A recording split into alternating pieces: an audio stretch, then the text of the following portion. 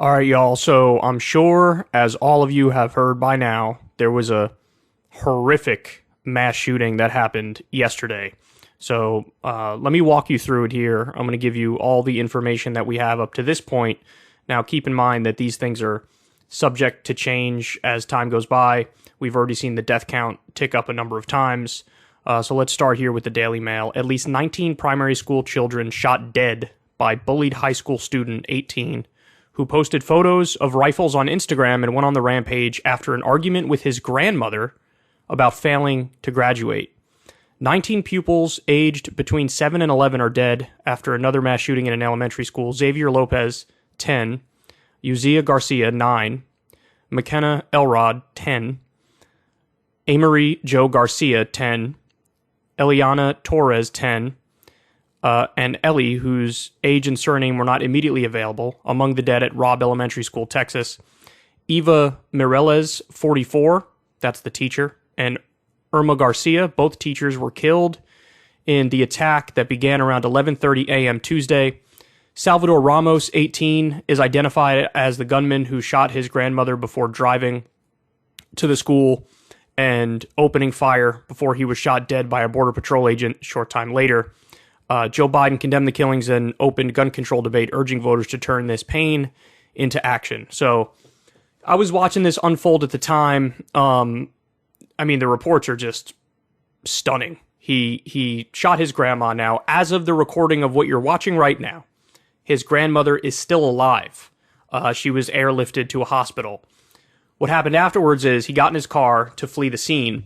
Apparently, the cops were in the vicinity and they were chasing after him. He then crashed his car, and it was about a football field away or so from an elementary school, went with his weapons to the elementary school, and went into a classroom and basically gunned down everybody in sight. He even, a few hours before, like that morning on Instagram, he even tagged some girl who he barely knew, who said, "I have a little secret for you. Just watch what happens." And it was, a picture of him with his gun that he was showing to her, and she was creeped out by it. She's like, "I barely know you, and this is like really creepy." And then this unfolded. Now, what happened after the fact is, so as he was doing the shooting rampage, there were reports that the cops were sort of in the vicinity, but they waited to go in for a tactical SWAT team, because they feared that Salvador Ramos had on a bulletproof vest. Now, come to find out afterwards, he actually didn't have on a bulletproof vest. There was no Kevlar in his vest. It was almost like a decoy type thing. He had like the cover of the bulletproof vest, but not the bulletproof vest itself. And so the cops were like sort of waiting to take action. And obviously that's ripe for criticism. Now, the other thing we learned, and I don't know if I have a tab up for this or not, but we'll get to the other tabs in a second, is that there was apparently a Customs and Border Patrol agent that was nearby, and that person ran into the school to shoot Ramos. So if that person didn't do what he did, then Ramos could have potentially killed many more. So this is breaking. The death toll from Texas school shooting rises to 23, including 19 children, 2 teachers, grandmother, and suspect.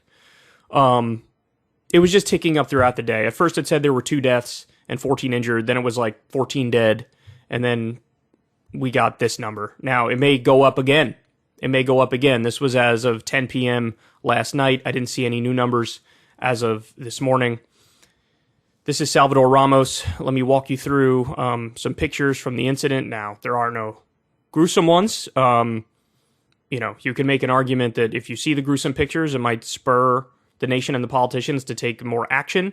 But of course, at the same time, that would be like really disrespectful to the families. So there's, a debate around whether or not it would be a good thing to release pictures like that. But here's, I think, the Instagram picture, one of them. He posted this one on Instagram. These are 2 weapons that he bought when he turned 18, by the way. And in Texas, lawmakers just recently lowered the age to buy weapons to 18. Here's another picture of him. Here's the picture. This is one that he sent and tagged a girl who he barely knew in. Another picture of him. And then you have, the heartbreaking pictures of people waiting to hear about their kids. And I can't imagine the horror that these people are feeling here. I have to say, I'm after all the mass shootings that we have, I feel like I'm relatively jaded about this, which is not good. It's not a good thing. But when I heard it was such a large number and in an elementary school, grades 2 to 4, oh man, that stopped me in my tracks too. You know, it's like we're so jaded because we have so many of these, but there's something about getting targets that are not only innocent, but children that like shake you to your core. Some more pictures.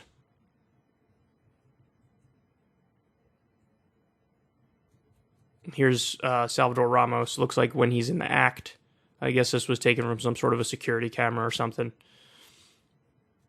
Mother crying on the phone. More tears. Just terrible. Terrible, terrible, terrible. We're going to get to, you know, the politics of it in a little bit. I just want to show you guys what happened. Give you the details of it. So yeah, you can see here. Pretty shocking pictures coming out of Texas. All right, now, let me play this for you. The Recount posted this. How many more presidents will have to give speeches like this without legislative action? Listen to this. Hillary and I are profoundly shocked and saddened by the tragedy today in Littleton, in Southern California, by the news of the shootings at Virginia Tech, Roseburg, Oregon. It's an elementary school in Newton, Texas, Parkland, Florida, Michigan. The prayers of the American people are with you. We are praying for them. Laura and I and many across our nation, our entire nation, with one heavy heart, is praying for the victims and their families. And it's not just Littleton. We know that now. We've had lots and lots and lots of places. We have been through this too many times. Too many years, too many decades now. As I said just a few months ago, and I said a few months before that, and I said each time we see one of these mass shootings, our thoughts and prayers are not enough. Schools should be places of safety and sanctuary and learning. Perhaps now America would wake up to the dimensions of this challenge if it could happen in a place like Littleton, and we could prevent anything like this from happening again. So it's kind of wild to see that and how little has changed throughout the years as a result of this. Let me show you this. Judd Legum says, nothing can be done. Here's a chart. Now, granted, this was from 1966 to 2012, I believe the years are. Here, let me click it and we'll see. Oh, it doesn't say it here. I thought I saw that on the chart somewhere else. Anyway, what this chart shows is mass shooters. Oh, it does say 1966 to 2012 right here. Mass shooters and guns. So you have a low rate of mass shootings when you don't have many guns. In the U.S., we have, now the number's over 300 million guns, and you have more mass shootings than any developed nation. So there is a direct correlation between the number of weapons in circulation and the number of mass shootings that you get. And the reason why I want to point this out is because there is a lot of gaslighting that goes on. Now, by the way, this is totally separate from any question as to whether or not you're personally pro-Second Amendment or anti-Second Amendment. But you can still take whatever position you have and acknowledge the facts. And the facts are more guns equals more gun deaths. And that really should not be surprising. And, you know, this chart isn't even gun deaths, of which we're off the charts. This is mass shootings. So, number of mass shootings correlates exactly with how many guns you have in circulation. And understand something, it is not debatable. There is no salient counterpoint to this, because there's a theory among very pro-gun people that more guns equals more peace. And the theory goes, well, the only way to stop a bad guy with a gun is a good guy with a gun, and there are more good people than bad people. So if you arm everybody, the good people will stop the bad people when they start doing some sort of a shooting. Now, that is a theory, or that is a hypothesis, but it needs to be tested against the empirical data. And when you look at the empirical data, it turns out that that theory is incorrect. That's not what ends up happening. More guns ends up equaling more gun deaths. Okay. Give you a little bit more from Judd here, because he says some interesting things. America has more guns, 393 million, than people, 329 million. The United States has 120 civilian weapons for every 100 people. The next highest rate is Yemen, which has 53 civilian weapons for every 100 people. That's astonishing. Americans make up about 4.4% of the global population, but now own 42% of the world's guns. Gun deaths per year. Now understand, this includes homicides, suicides, accidents, mass shootings. It includes everything, okay? But gun deaths per year is the most recently available data. U.S., 39,682. India, 3,655. Canada, 695. Spain, 282. Australia, 229. UK, 107. Japan, 9. And it is true. The countries with the stricter gun control have fewer gun deaths. It's just a fact. Nothing that I've said to this point is at all conjecture. These are just facts. The Uvalde shooter reportedly bought 2 assault rifles on his 18th birthday. That's something you can do in Texas, and then tote the assault rifles around in public without any license or training. So an 18-year-old can buy weapons and open carry with no license or training. Okay, some more. Oh, no, not some more. This is, we'll get to that in a minute. Oh, wait. Maybe I do have more. No, I don't. Okay, I'm sorry. We'll get to that other stuff in a minute. That's the election breakdown. So when a shooting happens, the same script unfolds time and time again. So you're going to have the right talk about mental illness. You're going to have the left talk about gun control. But ultimately, nothing serious or substantive gets done. And I do think when the right brings up mental illness, it's to obfuscate and deflect from the gun conversation. But in all seriousness, if they brought up the mental illness thing and then actually did something on it, I'd give them credit. I'd say, look, they're pro-Second Amendment. They deflect by talking about mental illness. But hey, they just proposed a bill to do universal mental health care for everybody. So what am I going to do? I mean, I support universal mental health care, so that's a positive thing. But they don't do that. They'll talk about mental health, and then any and all attempts to bring up a bill to address mental health, they will vote against. It's like what they did with the baby formula shortage. They were criticizing the $40 billion sent to Ukraine, which, by the way, I agree with that criticism, but then they'd say, we have a baby formula shortage here. Why are we spending the money there? Then bills come up on sending millions of dollars to tackle the baby formula shortage, and they voted against it. So they're just being charlatans and frauds and con men and con women. I mean, that's what this is. So they talk about mental illness, then everything that comes up to support mental health around the country, they voted down. There was a bill, I'm forgetting the name of the bill now because it had a weird name attached to it. Somebody's actual name was attached to the bill. Came up during the Obama years, they voted against it. Medicare for all would include universal mental health care. They're not in favor of that. They're not proposing their own bill on that front either. Now, the Democrats are almost uniquely annoying because the right is so far gone on this that it's like comical. The Democrats, a lot of them will say the right things. Like, this is crazy, too many guns, there's some common sense gun reforms we can do, what are we doing? Somebody needs to act. But they talk in a passive voice, as if they're not the ones that need to act. Joe Biden gave an entire speech, and in that speech, it was heartfelt, it was emotional, it was empathetic, it was sympathetic, it was like, take this pain and translate it into action. And it's like, hey bro, you're the president. You could do something. But look, I can almost guarantee you, nothing's going to get done. Nothing. You have a Democratic president, Democratic House, Democratic Senate, and nothing's going to get done. Because you'd need 60 votes to get something through. I don't think you could even do it through reconciliation, but even if they tried to get it through reconciliation, Manchin would probably defang whatever sort of legislation comes up. So, I mean, you want to talk about a broken system. This is a system that broken's not even a strong enough word. It's beyond broken, because when you poll various gun reforms, they're supported by the overwhelming majority of Americans. I mean, there was one poll that showed 90% support universal background checks. You know, limiting high-capacity magazines is another thing that people support.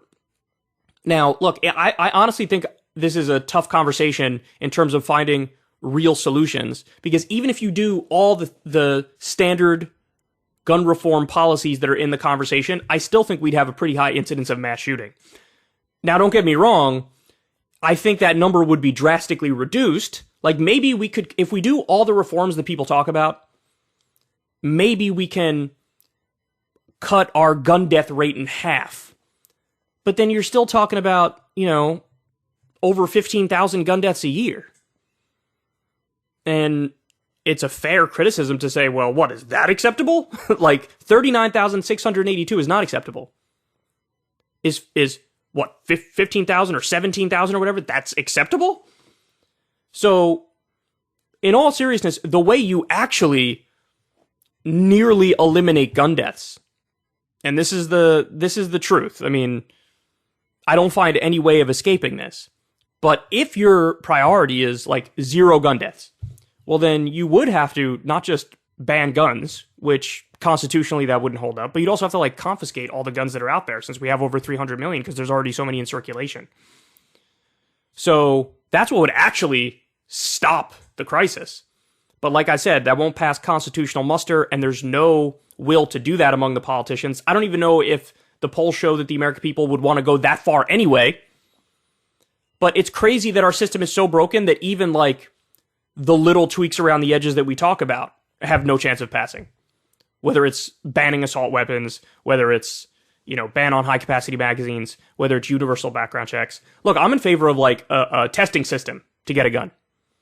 I'm in favor of you have to do gun training and pass a test in order to get a gun. And I'm also in favor of a background check that's universal and also one strike, you're out. One strike, you're out. If there's a single thing on your record that is a question mark, you're not getting the weapon. Like this guy, again, I saw an article just before I came on here. I wish I had pulled it up, but they were talking about how people used to call this kid was severely bullied, which of course is terrible. But people used to say, like, you're a future mass shooter. Like, this is another instance, just like with the Buffalo terrorist who targeted black people and killed them. Like, every sign in the world was there with this one. So the fact that this kid could pass a background check tells me the background check system is totally broken. Totally broken. It should be a universal background check policy. It should be one strike and you're out. It should be training and testing that you have to get through. And then after you get through that whole process, then I would be fine with people owning guns. But look, you got to keep it real, even under the system that I would view as my ideal. Because we have so many guns already in circulation and so many problems and a rotten society to its core, we're still going to have mass shootings. Would you reduce them? Sure. But you're still going to look at a super high number of mass shootings and just gun deaths in general. So I guess the point that is overarching in my mind, the one I always come back to, is that it's so obvious you're watching a civilization in severe decline because we just seem wholly incapable of addressing even the most obvious and blatant and brazen problems.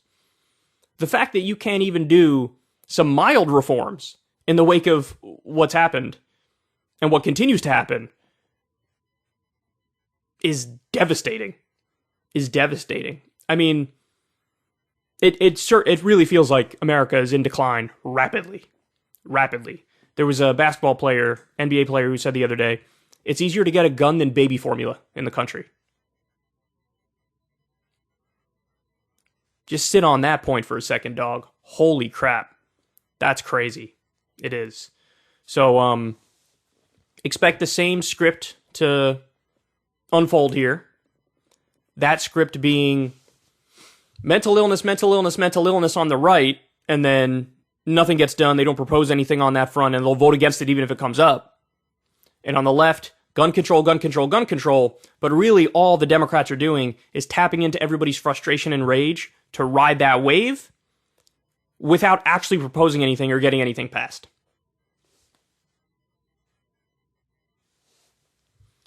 And therein lies the seeds of destruction of our own country, where even the most brazen problems go unaddressed. Hey y'all, do me a favor and like and subscribe. It helps out big time in the algorithm. Click the bell as well for notifications when videos drop, and watch that video on screen right now. You know you want to.